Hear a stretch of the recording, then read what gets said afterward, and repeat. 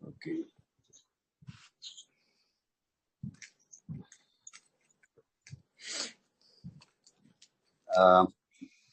കേൾക്കാമല്ലോ അല്ലേ? കേൾക്കാം, തീർച്ചയായിട്ടും. ഓക്കെ. റെക്കോർഡിങ്ങിന്റെ ആണ് ഇതല്ലേ? അതെ. ഓക്കെ.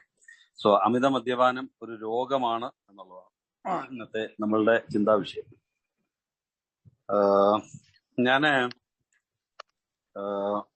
അമിത മദ്യപാന ചെയ്തു ജീവിതത്തില് മദ്യത്തിൽ നിന്നും രക്ഷപ്പെടാൻ വേണ്ടി പല വഴികളും പരീക്ഷിച്ചു നോക്കി, പരാജയപ്പെട്ട് ഏതാണ്ട് 28 വർഷക്കാലത്തെ മദ്യപാനം, 46-ാമത്തെ വയസ്സ്, മരണത്തിനോട് അടുത്തിരിക്കുന്ന ഒരു സിറ്റുവേഷൻ. ഇനി എനിക്ക് മദ്യത്തിൽ നിന്ന് രക്ഷപ്പെടാൻ പുതുതായി പരീക്ഷിക്കാൻ എൻ്റെ അടുത്ത് വേറെ വഴികളൊന്നും ഉണ്ടായിരുന്നു. ഞാൻ ഹോസ്പിറ്റൽ എല്ലാ തരത്തിലും പരീക്ഷിച്ച് പരാജയപ്പെട്ടു വയ്ക്കുക. ആ ഒരു സാഹചര്യത്തില് ദൈവ ഇഷ്ടപ്രകാരം അഥവാ എന്റെ ജീവൻ തിരിച്ചു തരാൻ ദൈവൻ ആഗ്രഹിച്ചത് കൊണ്ടാകാം എന്നെ ഒരു റിഹാബിൽ അഡ്മിറ്റ് ചെയ്തു. ആ റിഹാബില് ഞാൻ ട്രീറ്റ്മെന്റിന്റെ ഭാഗമായി 3 മാസക്കാലം അവിടെ കിടന്നു. അതിനിടയിലാണ് ഈ ആൽക്കഹോളിസം എന്ന് പറയുന്നത് ഒരു രോഗമാണ്, ഇറ്റ്സ് എ ഡിസീസ് എന്ന് എനിക്ക് അവിടെ വെച്ച് മനസ്സിലായി, അഥവാ അവർ പഠിപ്പിച്ചു. അതിനു മുൻപ് ഒരിക്കലും ഈ ആൽക്കഹോളിസം എന്ന് പറയുന്ന ഒരു രോഗമാണ് എന്നതിനെ കുറിച്ച് എനിക്ക് യാതൊരു അറിവില്ല. ഒരു പക്ഷേ അന്ന് കിട്ടിയ ആ അറിവ്, എന്റെ കുടി, എന്റെ അമിത മദ്യപാനം രോഗമാണ് എന്ന് എനിക്ക് കിട്ടിയ ആ അറിവാണ് എന്റെ ഒരു പക്ഷേ ആ അറിവോടൊപ്പം തന്നെ എനിക്ക് ആ രോഗമുണ്ടെന്ന് ഞാൻ സമ്മതിച്ച ആ ഒരു സമയം, ആ ഒരു ടൈം, അതാണ് എനിക്ക് രോഗമുക്തിയിലേക്ക് പോകാൻ, എന്തും ചെയ്യാൻ, എത്ര ലെങ്ത് വേണമെങ്കിലും ചെയ്യാനായിട്ട്, എത്ര ലെങ്ത് വേണമെങ്കിലും പോകാൻ ഞാൻ തയ്യാറെടുത്ത ആ ഒരു അവസ്ഥ ഉണ്ടാക്കി. ഒരുപക്ഷെ രോഗത്തെക്കുറിച്ച് എനിക്ക് യാതൊരു അറിവും കിട്ടിയില്ലായിരുന്നെങ്കിൽ എനിക്ക് അത്ര വലിയ സീരിയസ് ആയിട്ട് ഈ സംഗതി എടുക്കാൻ കഴിയുമായിരുന്നു. അപ്പൊ രോഗാവസ്ഥയാണ്, അഥവാ രോഗമുണ്ട് എന്നുള്ള അറിവാണ് തീർച്ചയായിട്ടും എന്നെ ആ രോഗത്തിൽ നിന്ന് മുക്തി നേടാൻ ആൽക്കഹോളിക്സ് അനോണിമസ് എന്ന പ്രോഗ്രാമിലേക്ക് പോകാൻ എന്നെ പ്രേരിപ്പിച്ചതും ഞാൻ അതിലൂടെ ഇത്രയും വർഷക്കാലം സഞ്ചരിച്ചുകൊണ്ടിരിക്കുന്നത്.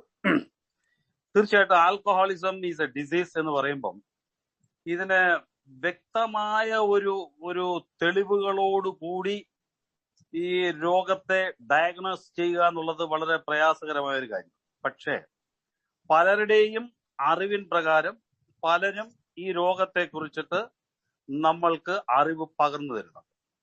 ഇപ്പൊ ഞാന് പലരുടെയും പല ഭാഗത്തു നിന്നും കിട്ടിയ കാര്യങ്ങള്, ഈ രോഗത്തെ കുറിച്ചുള്ള കാര്യങ്ങൾ ഞാൻ നിങ്ങളുമായിട്ട് പങ്കുവെക്കാനാണ് ആഗ്രഹിക്കുന്നത്. ഇവിടെ പറയുന്നു, മദ്യപാനത്തിനുള്ള തീവ്രമായ ആസക്തി വ്യക്തിയുടെ ആരോഗ്യത്തിനും സാമൂഹ്യ സാമ്പത്തിക ഭദ്രതയ്ക്കും ഹാനികരമാം വിധം സാധാരണ നിലവാരങ്ങൾക്ക് അതീതമായി മദ്യപിക്കാനുള്ള ആസക്തിയെ രോഗമായി കണക്കാക്കും. മദ്യപരിൽ ഒരു ചെറിയ ശതമാനം മാത്രമേ അമിത മദ്യാസക്തരാകുന്നുള്ളൂ. സോ മദ്യപാനം ചെയ്യുന്ന എല്ലാവരും മദ്യപാന രോഗികളല്ല എന്ന് നമുക്ക് എല്ലാവർക്കും അറിയാം. ഒരു ചെറിയ ശതമാനം, ഇപ്പൊ അതിന്റെ ചില കണക്കുകൾ പറയുന്ന 10% 10% എന്ന് പറയുന്നവരുണ്ട്, ചില സ്ഥലങ്ങളിൽ 10% എന്ന് പറയുന്നവരുണ്ട്. പക്ഷെ 10 പേര് മദ്യപിക്കുന്നുണ്ടെങ്കിൽ 10 പേരും അമിത മദ്യപാന രോഗികളല്ല, അഥവാ ആകുന്നില്ല. എല്ലാ രാജ്യങ്ങളിലും സ്ത്രീകളെക്കാൾ പുരുഷന്മാരാണ് കൂടുതൽ അമിത മദ്യാസക്തിക്ക് അധീനരാകുന്നത്. എല്ലാ സാമ്പത്തിക വിഭാഗങ്ങളെയും ഇത് ബാധിക്കുന്നു. മദ്യപിച്ച് വാഹനമോടിക്കുന്ന ഡ്രൈവർമാർ റോഡ് അപകടങ്ങൾക്ക് കാരണമാകുന്നു. വികസിത രാജ്യങ്ങളിൽ അമിത മദ്യാസക്തി വൻതോതിലുള്ള ധനവ്യയത്തിനും ജോലി സമയ നഷ്ടത്തിനും കാരണമായ ഒരു വലിയ പ്രശ്നമായി തീർന്നിട്ടുണ്ട്. ഒരു സാധാരണക്കാരന്റെ ജീവിതത്തിൽ അമിത മദ്യാസക്തി വരുത്തിവെക്കുന്ന കെടുതികൾ സ്ഥിതി വിവര കണക്കുകൾ കൊണ്ട് മാത്രം വിവരിക്കാവുന്നതല്ല. അത്രമാത്രം ഹാം ചെയ്യുന്നുണ്ട് അമിത മദ്യപാനം. വിവിധ തരക്കാർ. ജെല്ലിനെക് എന്ന് പറയുന്ന ഒരു വിദഗ്ധൻ ഈ അമിത മദ്യാസക്തിയെ കുറിച്ച് പറയുമ്പം പുള്ളിക്കാരന്റെ ഐഡിയയിൽ പുള്ളി പറഞ്ഞിരിക്കുകയാണ്, അമിത മദ്യാസക്തിയെ alpha, beta, gamma, delta, epsilon ഇങ്ങനെ 5 തരം തിരിച്ചിരിക്കുന്നു. അൽഫ വിഭാഗത്തിലുള്ളവർ വളരെയധികം മദ്യം കഴിക്കുന്നുവെങ്കിലും നിയന്ത്രണാതീതരാകുന്നില്ല. വേണമെങ്കിൽ മദ്യം പൊടുന്നനവെ നിർത്താനും ഇവർക്ക് സാധിക്കും. എങ്കിലും മദ്യപാനത്തിന്റെ സാമൂഹികവും സാമ്പത്തികവും ശാരീരികവും ലൈംഗികവുമായ ദോഷഫലങ്ങളെ ഇവർക്ക് ക്രമേണ നേരിടേണ്ടി വരും. ഇതൊരു വിഭാഗം. രണ്ടാമത്തെ വിഭാഗത്തെ കുറിച്ച് പറയുന്ന മദ്യപാനം മൂലം കരൾ, ആമാശയം, ഞരമ്പുകൾ എന്നീ അവയവങ്ങൾക്ക് രോഗബാധയുണ്ടാകുന്നവരെ ബീറ്റ വിഭാഗത്തിൽ പെടുത്തും. മൂന്നാമത് പറയുന്നു, മദ്യം കൈവെടിയാൻ നിവൃത്തിയില്ലാത്ത വിധം ശാരീരികവും മാനസികവുമായി അതിന് പരിപൂർണ അടിമകളായി തീരുന്നവരാണ് ഗാമ വിഭാഗക്കാർ. 4, മദ്യപാനം നിർത്താൻ കഴിവില്ലെങ്കിലും കുടിക്കുന്ന മദ്യത്തിന്റെ അളവ് നിയന്ത്രിക്കാൻ സാധിക്കുന്നവരെയാണ് ഡെൽറ്റ വിഭാഗത്തിലുള്ളവർ. 5, എപ്സിലോൺ വിഭാഗത്തിൽ പെടുന്നവർ അമിത മദ്യപാനികൾ. ഒരിക്കൽ മദ്യപാനം ആരംഭിച്ചാൽ പിന്നെ വളരെ ദിവസങ്ങളോളം അമിതമായി മദ്യപിക്കുകയും അതിനെ തുടർന്ന് കുറെ നാളത്തേക്ക് മദ്യവർജിതരായിരിക്കാൻ കഴിയുകയും ചെയ്യുന്നവർ. സോ ഇങ്ങനെ അദ്ദേഹത്തിന്റെ അഭിപ്രായത്തിൽ ഈ രീതിയിൽ അമിത മദ്യപാന രോഗികളായിട്ടുള്ളവർക്ക് പല തരത്തിലുള്ളവരുണ്ടെന്ന് പറയുന്നു. വിവിധ ഘട്ടങ്ങൾ. അമിത മദ്യാസക്തൻ ആദ്യഘട്ടത്തിൽ വിരുന്നുകൾ തുടങ്ങിയ സാമൂഹിക ചടങ്ങുകളിൽ മറ്റുള്ളവരോടൊപ്പം മാത്രം മദ്യപിക്കുന്നു, അഥവാ ഒക്കേഷണൽ ഡ്രിങ്കർ. തുടർന്ന് മദ്യം കൈവരുത്തുന്ന മനഃശാന്തി കൂടുതൽ മദ്യം കഴിക്കാൻ അയാളെ പ്രേരിപ്പിക്കും. രണ്ടാം ഘട്ടത്തിലെത്തുമ്പോൾ മദ്യം ഒരു പാനീയമെന്നുള്ള നിലയിൽ നിന്നും അവശ്യ വസ്തുവും അവശ്യമായ ഒരു ഔഷധം എന്ന നിലയിലേക്ക് മാറുന്നു. മദ്യം ഒരു ലഹരിയായി മാറുന്നു. പലപ്പോഴും മദ്യം കഴിച്ച ശേഷം കുറ്റബോധവും പശ്ചാത്താപവും ഈ ഘട്ടത്തിൽ അയാൾ പ്രകടിപ്പിച്ചേക്കാം. എങ്കിലും അടുത്ത നിമിഷം തന്നെ ഒളിവിൽ മദ്യപിക്കാനും മറ്റാൾക്കാർ കാണാതെ താൻ മദ്യപിച്ചിട്ടേ ഇല്ല എന്ന് കളവ് പറയുവാനും അത് വലിച്ചില്ലെങ്കിൽ തന്റെ മദ്യപാനത്തെ വിവിധ കാരണങ്ങളിൽ ഉന്നയിച്ച് ന്യായീകരിക്കാനും ശ്രമിക്കുന്നു. അടുത്ത ഘട്ടത്തിൽ മദ്യപാനം തികച്ചും നിയന്ത്രണാതീതമാകുന്നു. ഒറ്റയ്ക്കിരുന്ന് കുടിക്കുവാനും സമയഭേദമില്ലാതെ തുടർച്ചയായി കുടിക്കുവാനുമുള്ള പ്രവണത ഇവിടെ കാണിക്കുന്നു. ഈ ഘട്ടത്തിൽ മദ്യപന്റെ ഏക ജീവിത ലക്ഷ്യം എങ്ങനെയെങ്കിലും തനിക്ക് ആവശ്യമായ മദ്യം സമ്പാദിക്കുക എന്നതാണ്. ബുദ്ധിപരവും സന്മാർഗികവും സാമൂഹികവുമായ എല്ലാ തലങ്ങളിലും അധപ്പതനം സംഭവിക്കുന്ന ഈ നിലയിലും മദ്യപാനത്തിനെതിരെ തന്നെ എല്ലാ തലങ്ങളിലും കാണാൻ പറ്റും. എല്ലാ തലങ്ങളിലും സാമൂഹികമായ എല്ലാ തലങ്ങളിലും ഈ തരത്തിലുള്ള ആൾക്കാരുണ്ട്. അധപ്പതനം സംഭവിക്കുന്ന ഈ നിലയിലും മദ്യപാനത്തിനെതിരെ തന്നെ ഗുണദോഷിക്കുന്നവരോട് അയാൾക്ക് വിരോധം മാത്രമേ തോന്നുകയുള്ളൂ. തന്റെ പഴയ സുഹൃത്തുക്കളിൽ നിന്നും അകന്നു മാറി ലഹരിയെ അമിതമായി ആശ്രയിക്കുന്നവരോട് മാത്രം അയാൾ സമ്പർക്കം പുലർത്തുന്നു. മദ്യപാനത്തിന്റെ ഫലമായി ഉണ്ടാകുന്ന പല മാനസിക രോഗങ്ങളും പ്രത്യക്ഷമാകുന്നത് ഈ ഘട്ടത്തിലാണ്. ചിലപ്പോൾ മദ്യപാനം ആരംഭിച്ച് 10-15 വർഷങ്ങൾ കൊണ്ടായിരിക്കാം ഒരാൾ ഈ നിലയിൽ എത്തിച്ചേരുന്നത്. ചിലര് വളരെ പെട്ടെന്ന് തന്നെ എത്തിച്ചേരാം. 1 വർഷം കൊണ്ട് എത്തിച്ചേരുന്നവരുണ്ട്. ചിലര് അത് കണക്കൊന്നും തീർത്ത് പറയാൻ പറ്റത്തില്ല.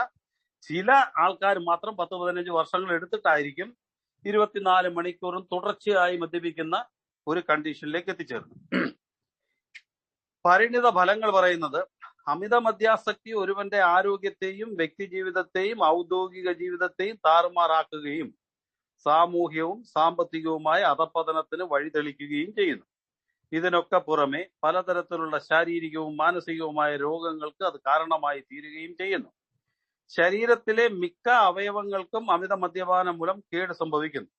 വയറുവേദന, ഓർക്കാനം, ഛർദി, വിശപ്പില്ലായ്മ തുടങ്ങിയ ആമാശയ രോഗങ്ങൾ അമിത മദ്യാസക്തരിൽ സാധാരണമാണ്. കരളിനെ ബാധിക്കുന്ന രോഗങ്ങളിൽ നല്ല പങ്കും ഇവരിലാണ് ഉണ്ടാകുന്നത്.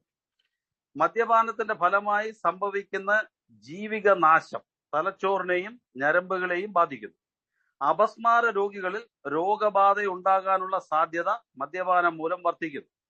മദ്യപാനം തലച്ചോറിന്റെ പ്രവർത്തനത്തെ ബാധിക്കുന്നത് വ്യക്തിയുടെ ചിന്താശേഷിയെ തന്നെ ഇല്ലാതാക്കുന്നു. ഇത് തീരുമാനങ്ങൾ എടുക്കാനുള്ള കഴിവിനെ ദോഷകരമായി ബാധിക്കുന്നു. അമിത മദ്യപാനം വന്ധ്യതയ്ക്ക് ഒരു പ്രധാന കാരണമാണ്. പുരുഷന്മാരിൽ ഇത് ബീജത്തിന്റെ ഗുണമേന്മയെ മോശമായി ബാധിക്കുന്നു.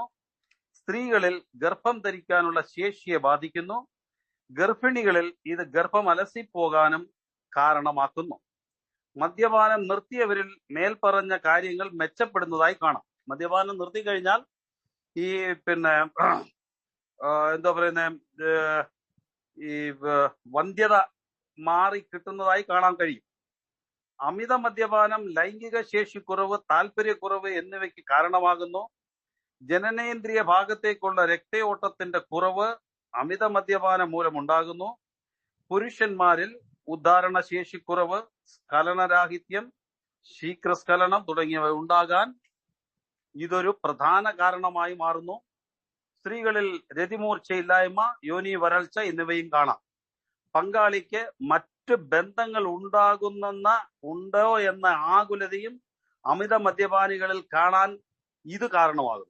ഇത് ബന്ധങ്ങളുടെ തകർച്ചയിലേക്ക് നയിക്കും. സെക്സ്വൽ ബന്ധം പൊളിഞ്ഞ് നാശമാകും. കാരണം അമിത മദ്യപാന രോഗിയാകുന്ന സ്ത്രീക്കും പുരുഷനും ഒരുപോലെ അവരുടെ സെക്സ്വൽ ലൈഫില് എന്ത് സംഭവിക്കുന്നു, അവർക്ക് കഴിവില്ലാത്തവരായി മാറും.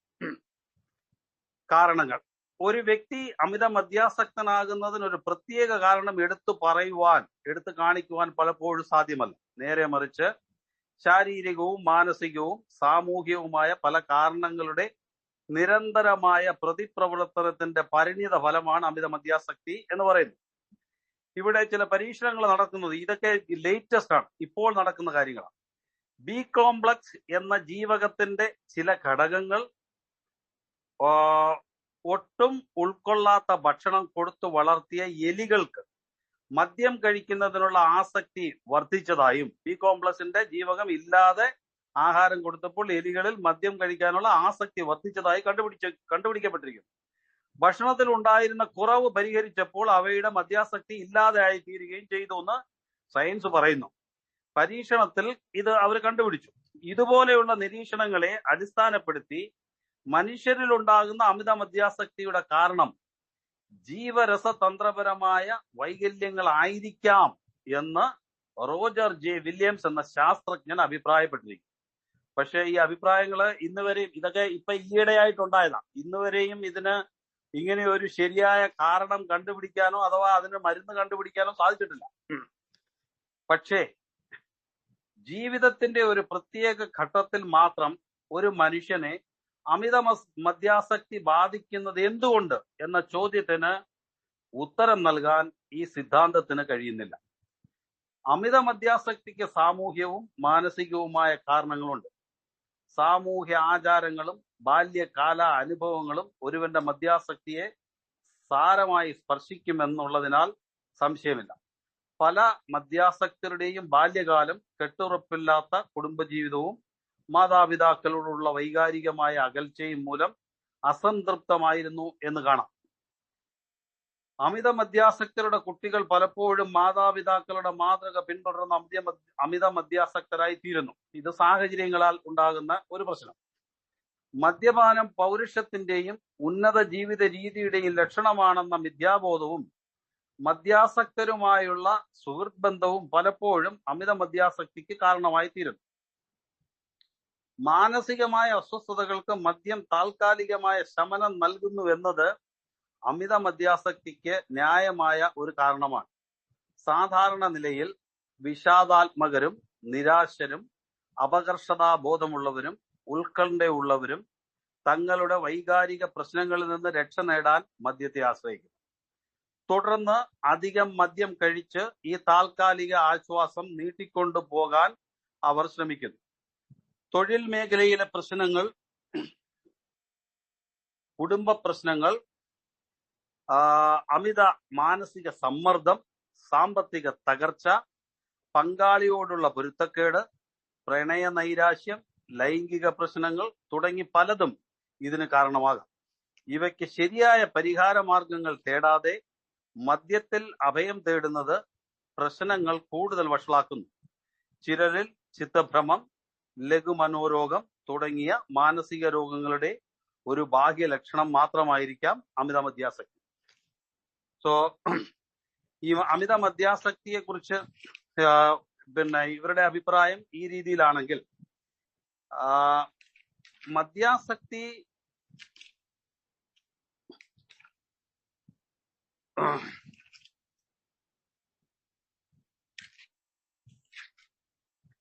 ഈ മദ്യാസക്തിയെ കുറിച്ച് എനിക്ക് ആദ്യ കാലങ്ങളിൽ മനസ്സിലാക്കാൻ കഴിഞ്ഞത്, മദ്യാസക്തി ഒരു രോഗമെന്ന നിലയിൽ ഇതിന്റെ അഡിക്റ്റീവ് പേഴ്സണാലിറ്റി, ഇത് ഒരു മനുഷ്യനില് ഏത് രീതിയിലാണ് കടന്നുകൂടിയത്, ഈ പേഴ്സണാലിറ്റി എങ്ങനെയാണ് ഉണ്ടായത് എന്ന് പറയുമ്പോൾ ഇതിനെ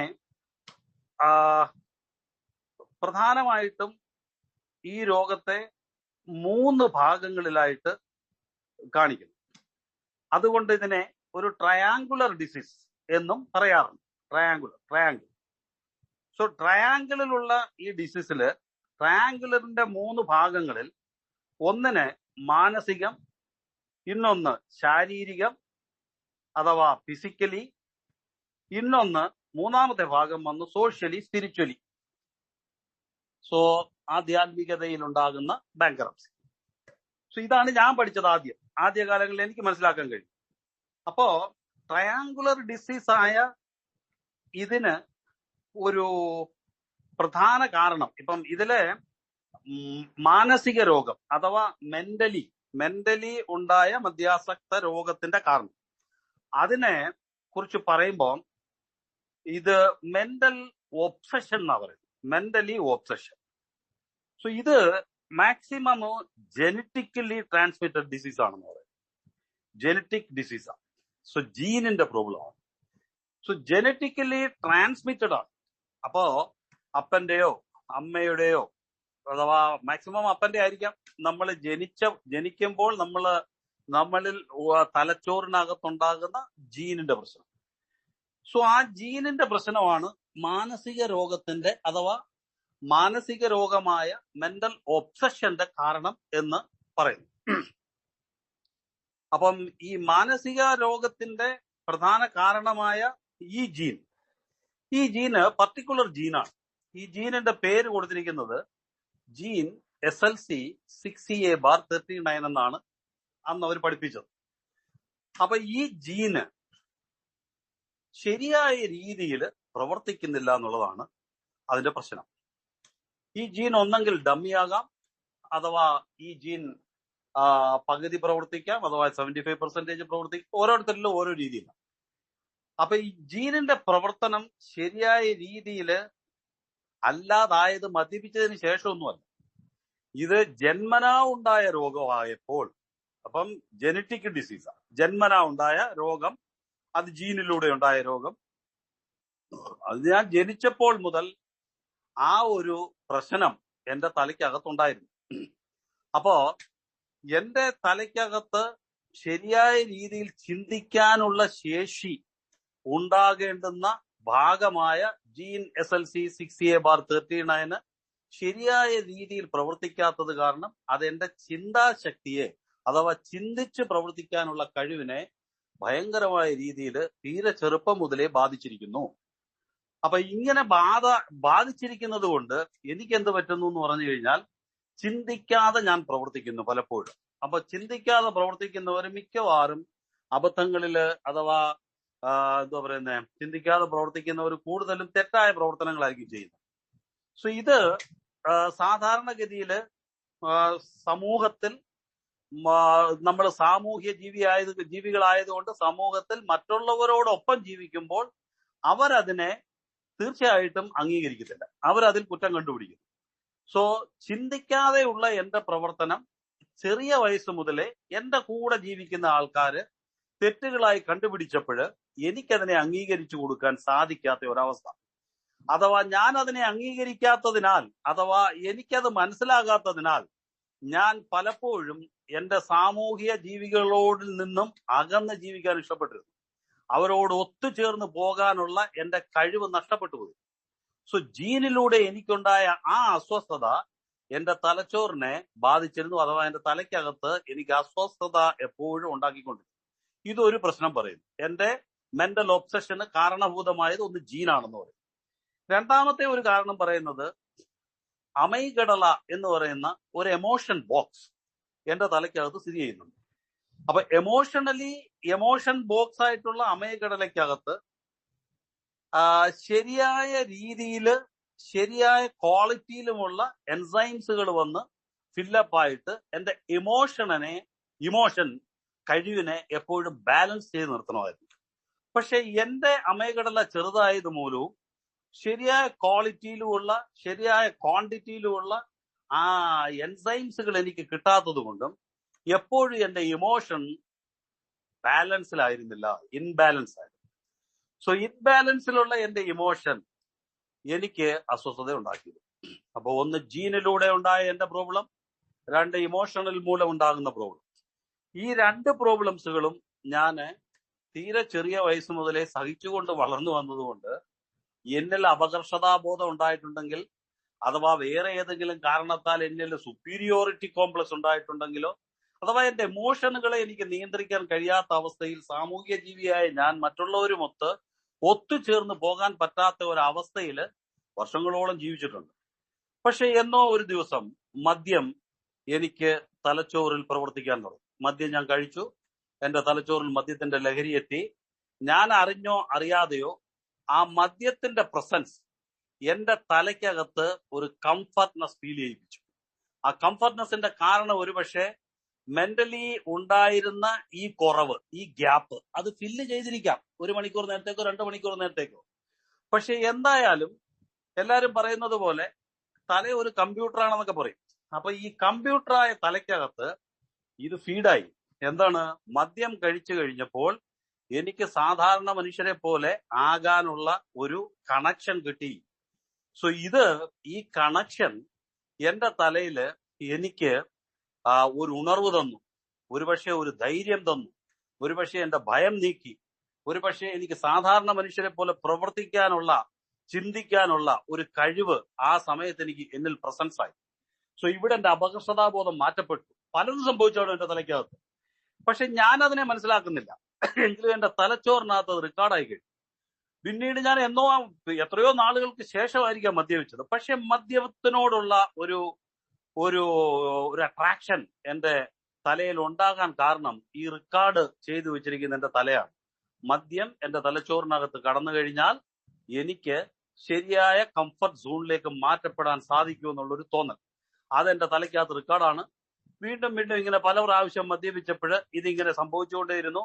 പിന്നീട് ചിലപ്പോൾ പറയാൻ പറ്റത്തില്ല എത്ര ദിവസത്തെ മദ്യപാനം കൊണ്ടാണ് അത് നിരന്തരമായി വേണമെന്നുള്ള ഒരു ആഗ്രഹത്തിലേക്ക് മാറ്റപ്പെടുകയും പിന്നീട് അതൊരു അവശ്യ വസ്തുവായി മാറാനുള്ള അഡിക്റ്റീവ് പേഴ്സണാലിറ്റിയിലേക്ക് എന്നെ മാറ്റിയതും ഈ ഒരു പ്രശ്നമാണ്. ഈ ഒരു റെക്കോർഡ് ചെയ്യപ്പെട്ടിരിക്കുന്ന എന്റെ തലയില്, അവബോധ മനസ്സില് റെക്കോർഡ് ചെയ്യപ്പെട്ടിരിക്കുന്ന മദ്യത്തിന്റെ കഴിവിനെയാണ്. പക്ഷേ ഇവിടെ എനിക്ക് എന്താ സംഭവിച്ചതെന്ന് പറഞ്ഞു കഴിഞ്ഞാൽ ഇത് സർട്ടൺ ടൈമിൽ മാത്രമേ നിലനിൽക്കുന്നുള്ളൂ. ഒന്നാമത്തെ കാര്യം, ഇതിനെയാണ് മെന്റൽ ഒബ്സഷൻ എന്ന രീതിയിലുള്ള രോഗത്തിലേക്ക് എന്നെ മാറ്റിയത്. സോ അപ്പൊ ഈ മെന്റൽ ഒബ്സഷൻ എന്ന രോഗത്തിന്റെ കാരണം എന്റെ തലച്ചോറിൽ തന്നെ റെക്കോർഡ് ചെയ്യപ്പെട്ട സംഗതികളാണ്. അപ്പൊ മെന്റൽ ഒബ്സഷൻ എനിക്ക് ഉണ്ടായപ്പോൾ എന്താ പറ്റിയത്? ഒബ്സഷൻ ഉണ്ടായപ്പോഴത്തേക്ക് ഞാൻ ഒരു ആൽക്കഹോളിക്കായി മാറിയിരുന്നു, അമിത മദ്യാസക്തിയിലേക്ക് മാറിക്കഴിഞ്ഞു. സോ ഒബ്സഷൻ എപ്പോഴും എന്ന് പറഞ്ഞു കഴിഞ്ഞാൽ ഒബ്സഷൻ എന്നെ നിയന്ത്രിക്കുമ്പോൾ ഒരു പക്ഷേ മദ്യം വേണ്ട എന്നുള്ളൊരു തോന്നലിലോ ഒരു തീരുമാനത്തിലോ ഞാൻ മാറിക്കഴിഞ്ഞാൽ പോലും എന്റെ വിൽ പവർ ഒബ്സഷന് മുൻപിൽ പവർലെസ് ആയിരുന്നു, വർക്ക് ചെയ്യാൻ പറ്റാത്തത്. എന്റെ വിൽ പവർ മദ്യപിക്കുന്നില്ല, അഥവാ എനിക്കിപ്പോൾ മദ്യം ആവശ്യമില്ല, അഥവാ ഞാൻ മദ്യം നിർത്തി, ഇങ്ങനെയൊക്കെ ഉള്ള എന്റെ തീരുമാനങ്ങളെ ഒബ്സഷൻ പവർഫുൾ ആയതുകൊണ്ട് തകർത്തെറിഞ്ഞുകൊണ്ട് ഏത് സാഹചര്യത്തിലും ഏത് സിറ്റുവേഷനിലും ഏത് സമയത്തും മദ്യപിക്കാൻ എനിക്ക് ആവശ്യമായ ഒരു എന്താ പറയുന്ന ഓർഡർ എന്റെ തലയ്ക്കകത്തുണ്ടായി. ഒബ്സഷനെ കുറിച്ച് പറയുന്നത് ഇങ്ങനെയാണ്. മെന്റൽ ഒബ്സഷൻ ഈസ് എ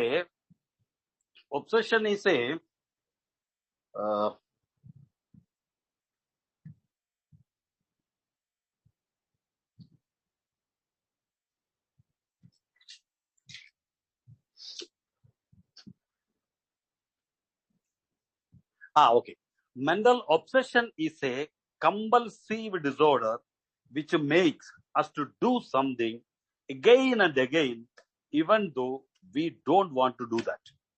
നമുക്കത് ചെയ്യാൻ ഇഷ്ടമില്ലെങ്കിൽ കൂടി ഈ ഒബ്സഷന് കമ്പൽസീവ് ഡിസോർഡറിലൂടെ അത് നമ്മളെ കൊണ്ട് ചെയ്യിപ്പിക്കുന്നു എന്നുള്ളതാണ്. സോ ഈ മെന്റൽ ഒബ്സഷൻ എന്റെ തലയിലെ രോഗാവസ്ഥയുടെ ഒന്നാം ഭാഗമാണ്. ഒബ്സഷനെ കുറിച്ച് പറയുമ്പോൾ ഒബ്സഷൻ കണ്ണിങ്, ബഫ്ലിംഗ് ആൻഡ് പവർഫുൾ ആണ്. അതിന്റെ മുൻപിൽ എന്റെ പവർ നടക്കുകയില്ല. ഇവിടെയാണ് ഒരു അമിത മദ്യപാന രോഗിക്ക് ഒരിക്കലും മദ്യം നിരന്തരമായി നിർത്താൻ പറ്റാത്ത വരുന്നത്. അപ്പൊ എന്റെ പവർ, എന്റെ വിൽ പവർ, എന്റെ തീരുമാനങ്ങൾ ഒബ്സഷന് മുമ്പിൽ ഫെയിലിയർ ആകുന്നു. അതുപോലെ തന്നെ പലരും എന്നെ പല സ്ഥലങ്ങളിലും വെച്ച് ഡോക്ടർമാരുടെ ഐഡിയാസും ഡോക്ടർമാരുടെ മരുന്നുകളോ അല്ലെങ്കിൽ ഏതെങ്കിലും രീതിയിൽ പലതരത്തിൽ ഞാൻ മദ്യം നിർത്താൻ ഞാൻ പരിശ്രമിച്ചിട്ടുണ്ട്. മന്ത്രവാദങ്ങളിൽ പോയിട്ടുണ്ട്, ചില നാരങ്ങ, മരുന്നുകള്, ഹോസ്പിറ്റല്, നിമാൻസ്, പലയിടത്തും ഞാൻ പോയിട്ടുണ്ട്. പക്ഷെ എവിടെയുള്ള ആർക്കും എന്നെ സഹായിക്കാൻ പറ്റാതെ പോയത് അതുകൊണ്ടാണ്. എന്റെ മെന്റൽ ഒബ്സഷൻ അത്രയ്ക്കും പവർഫുൾ ആയതുകൊണ്ട് ഒരു സാധാരണ മനുഷ്യരെ കൊണ്ട്, ഒരു സൈക്കാട്രിക്കിനെ കൊണ്ടോ ഒരു ഡോക്ടറെ കൊണ്ടോ ഒന്നും എന്റെ മെന്റൽ ഒബ്സഷന്റെ മേളിൽ കൺട്രോൾ ചെയ്യാൻ പറ്റത്തില്ല. ഞാൻ ഏത് സമയത്ത് എങ്ങനെ കുടിച്ചു എന്ന് ചോദിച്ചാൽ അതിന് ഉത്തരം തരാനും എനിക്ക് പറ്റത്തില്ല. അതാണ് മെന്റൽ ഒബ്സഷന്റെ ഒരു കഴിവെന്ന് പറയുന്നത്. ചിലപ്പോൾ ഞാൻ 6 മാസം നിർത്തിയിട്ടുണ്ട്, ചിലപ്പോൾ ഞാൻ 8 മാസം നിർത്തിയിട്ടുണ്ട്. പക്ഷെ 11 മാസം വരെ നിർത്തിയിട്ട് ഞാൻ തക്കന്ന് പോയി കുടിച്ചിട്ടുണ്ടെങ്കിൽ ഒബ്സഷൻ ഏത് സമയത്ത് എങ്ങനെ വർക്ക് ചെയ്യുന്നു എന്ന് പറയാൻ പറ്റും. അതാണ് മെന്റൽ ഒബ്സഷന്റെ ഒരു പ്രത്യേകതര കഴിവെന്ന് പറയുന്നത്. സോ ഈ രോഗത്തിന് മുന്നിൽ ഞാൻ പലപ്പോഴും പതറിപ്പോയി, വീണുപോയി. സോ മെന്റൽ ഒബ്സഷൻ ഇങ്ങനെയുള്ള ഒരു രോഗമാണ്.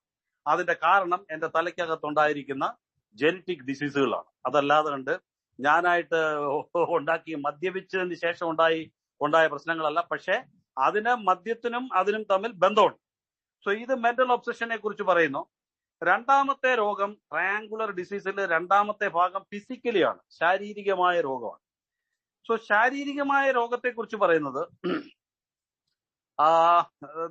ഡോക്ടർ സിൽക്വർത്ത് നമ്മളുടെ ഡോക്ടറുടെ അഭിപ്രായത്തിൽ എഴുതിയിട്ടുണ്ട്. ഞാൻ വിശ്വസിക്കുന്നു, അഥവാ ഞങ്ങൾ വിശ്വസിക്കുന്നു, അഥവാ പുതുതായിട്ട് അവർക്ക് മനസ്സിലായ സംഗതി എന്താണെന്ന് പറഞ്ഞു കഴിഞ്ഞാൽ, ഒരു അമിത മദ്യപാന രോഗി മാനസികമായി എങ്ങനെ രോഗമുള്ളവരാണെന്ന് സമൂഹം സമ്മതിക്കുന്നുണ്ടെങ്കിൽ പോലും അവരുടെ ശാരീരിക അവസ്ഥയിലും രോഗമുണ്ട് എന്നുള്ള കാര്യം ഞങ്ങൾ മനസ്സിലാക്കി എന്നാ പുള്ളി പറയുന്നത്. സോ ആ ശാരീരിക അവസ്ഥയിലും രോഗികളാണ്. സോ ശാരീരിക അവസ്ഥയിലുള്ള രോഗം തീർച്ചയായിട്ടും ഇത് 1934-35 പീരീഡുകളിൽ പുള്ളി മനസ്സിലാക്കിയ കാര്യം 39 ഈ ബുക്കിനകത്ത് എഴുതി വെച്ചു. പക്ഷേ ആ സമയങ്ങളിലോ അഥവാ അതിന് മുൻപ് മുതലോ ഈ ഡോക്ടർ സിൽക്വർത്ത് ധാരാളം അമിത മദ്യപാന രോഗികളെ ചികിത്സിക്കുന്നത് കൊണ്ട് നല്ല എക്സ്പീരിയൻസ്ഡ് മാനാണ്. അദ്ദേഹം മനസ്സിലാക്കി തീർച്ചയായിട്ടും ശാരീരികമായ എന്തോ പ്രശ്നമുണ്ടെന്ന്. അപ്പൊ ശാരീരികമായുള്ളത് ഒരു അലർജിയാണ്. ഈ അലർജി എന്താണ്? ഒരു കവിൾ മദ്യം എന്റെ ഉള്ളിൽ പൊയ്ക്കഴിഞ്ഞു കഴിഞ്ഞാൽ, അമിത മദ്യപാന രോഗി ആയതുകൊണ്ട് മാത്രം എന്റെ ഉള്ളിലേക്ക് പോയ മദ്യം എന്റെ ശരീരത്തിനകത്ത് ഒരു അലർജി ഉൽപ്പാദിപ്പിക്കും. അതിന്റെ കാരണം എന്താണെന്ന് പറഞ്ഞു കഴിഞ്ഞാൽ, ഉള്ളിൽ ഒരു മനുഷ്യ ശരീരത്തും വയറിനകത്ത് ഡൈജസ്റ്റിംഗ് സിസ്റ്റം നമ്മളുടെ കറക്റ്റ് അല്ല എന്നുണ്ടെങ്കിൽ നമ്മുടെ വയറിനകത്തേക്ക് പോകുന്ന സാധനം ശരിയായ രീതിയിൽ ദഹിക്കുന്നില്ല എന്നുള്ളതാണ് പ്രശ്നം. ഇപ്പം മദ്യപാന രോഗിയായ ഒരാൾക്ക് മദ്യം അകത്ത് ചെന്ന് കഴിഞ്ഞു കഴിഞ്ഞാൽ ആ മദ്യത്തെ ശരിയായ രീതിയിൽ ദഹിപ്പിക്കാൻ വേണ്ടുന്ന എൻസൈമുകൾ, the sufficient quantity and quality of enzymes produced by liver and pancreas liver ആണ്. സോ ലിവറും പാൻക്രിയാസ് ലിവറും എൻസൈംസിനെ പ്രൊഡക്റ്റ് ചെയ്ത് ആ പോകുന്ന മദ്യത്തിനെ ദഹിപ്പിക്കാനുള്ള ഒരു പദ്ധതി അവിടെ ഉണ്ടാക്കണം. പക്ഷേ അമിത മദ്യപാന രോഗിയായി തീർന്നതിന് ശേഷം എന്റെ കുഴപ്പം എന്താണെന്ന് പറഞ്ഞു കഴിഞ്ഞാൽ, എന്റെ വയറ്റിന്റെ ഉള്ളിൽ പോകുന്ന മദ്യം ദഹിക്കപ്പെടുന്നില്ല. ദഹിക്കാത്ത മദ്യം എനിക്ക് അലർജിയായി മാറുന്നു. മനുഷ്യർക്ക് ആഹാര സാധനങ്ങളിൽ അലർജി ഉണ്ട്. പലതരത്തിലുള്ള ആഹാര സാധനങ്ങൾ കഴിക്കുന്നവർക്ക് പലതരത്തിലുള്ള അലർജികൾ ഉണ്ടാകാറുണ്ട്. അവർ ആ ആഹാര സാധനങ്ങൾ വർജിക്കേണ്ടതായിട്ടുള്ള ആവശ്യങ്ങൾ വരുന്നു. എന്ന് പറഞ്ഞതുപോലെ തന്നെ മദ്യം എനിക്ക് ഒരു അലർജിയായി മാറിക്കഴിഞ്ഞു. കാരണം മദ്യം എന്റെ വയറിനുള്ളിൽ പോയി കഴിഞ്ഞു കഴിഞ്ഞാൽ എനിക്കത് ദഹിപ്പിക്കാനുള്ള ശക്തിയില്ല. അപ്പൊ അതൊരു അലർജിയായി. അതിന്റെ അലർജി എന്ന് പറഞ്ഞാൽ ഈ ദഹിപ്പിക്കപ്പെടാത്ത മദ്യം വയറിനകത്തു നിന്നും രക്തത്തിൽ ഒരംശം കലർന്നിട്ട് അത് രക്തത്തിലൂടെ ശരീരത്തിലോ മൈൻഡിലോ ഒക്കെ പോയി ചേരുന്നുണ്ട്. അവിടുന്ന് എന്താണ് സംഭവിക്കുന്നതെന്ന് പറഞ്ഞു കഴിഞ്ഞാൽ എനിക്ക് മെന്റൽ ഒബ്സഷനിലൂടെ എന്റെ മനസ്സാവശ്യപ്പെട്ട ഒരു കവിള് മദ്യം, അതൊറ്റ കവിള് മതിയായിരുന്നു. പക്ഷെ ശരീരം അതിനെ ഒരു കവിളിൽ നിർത്തുന്നില്ല. ശരീരം വീണ്ടും വീണ്ടും വീണ്ടും വീണ്ടും മദ്യം കഴിക്കാൻ എന്റെ ശരീരം കംപ്ലീറ്റ് ആയിട്ട് ഒരു അലർജി ഉത്പാദിപ്പിച്ചു വെച്ചു. ഇപ്പൊ ഈ അലർജി ആവശ്യപ്പെടുന്നത് മദ്യപിക്കണം മദ്യപിക്കണം മദ്യപിക്കണമെന്നാണ്. തീർച്ചയായിട്ടും എനിക്ക് അനുഭവമുണ്ട്. മദ്യപിച്ച് എത്ര മദ്യപിച്ചു എന്നുള്ള കാര്യം കണക്കില്ല. പക്ഷേ മദ്യപിക്കുന്നതിന്റെ ഉദ്ദേശം പൂസാകുക എന്നുള്ളതാണ്. തലയ്ക്ക് പൂസാകണം. സോ പൂസാകാത്ത കണ്ടീഷൻ ആണെങ്കിൽ വീണ്ടും മദ്യപിക്കും. മദ്യപിച്ച് പൂസായിട്ട് നിൽക്കാൻ പറ്റാത്ത കണ്ടീഷനിൽ ഒരു പക്ഷേ റോഡ് സൈഡിൽ തന്നെ ഇരിക്കേണ്ടതോ കിടക്കേണ്ടതോ ആയിട്ടുള്ള അഥവാ കിടന്നു പോയിട്ടുള്ള അവസ്ഥകളുണ്ട്. സോ കിടന്നുപോയ അവസ്ഥയില് ആ കിടന്ന് പോയ അവസ്ഥ ഒരു മണിക്കൂർ നേരത്തേക്കോ അരമണിക്കൂർ നേരത്തേക്കോ 2 മണിക്കൂർ നേരത്തേക്കോ അവിടെ നീണ്ടു നിൽക്കുന്നു. അത് കഴിഞ്ഞതിന് ശേഷം എഴുന്നേൽക്കാൻ കഴിയുന്നു, എഴുന്നേറ്റ് നിൽക്കുന്നു, ബോധം വരുന്നു. പെട്ടെന്ന് മനസ്സിനകത്ത് എന്താണ് സംഭവിക്കുന്നതെന്ന് പറഞ്ഞു കഴിഞ്ഞാൽ എന്റെ അഭിമാനത്തിന്റെ പ്രശ്നം, നാണക്കേട്, ഇതാ തലയ്ക്കകത്ത് ടക്കെന്ന് വരുന്നേ, ഞാനിവിടെ വീണുപോയല്ലോ, ഞാൻ ഇങ്ങനെ കടന്നുപോയല്ലോ. പക്ഷെ ആ പ്രശ്നം നിലനിൽക്കെ മദ്യത്തെ ഉപേക്ഷിച്ച് ഞാൻ വീട്ടിൽ പോയിട്ടില്ല. തിരിച്ചു വീണ്ടും ബാറിലേക്ക് തന്നെ കയറി പോയിട്ടുണ്ട്. കാരണം ശാരീരിക അലർജി അത്ര പെട്ടെന്ന് മാറിപ്പോകുന്ന ഒരു സംഗതിയല്ല.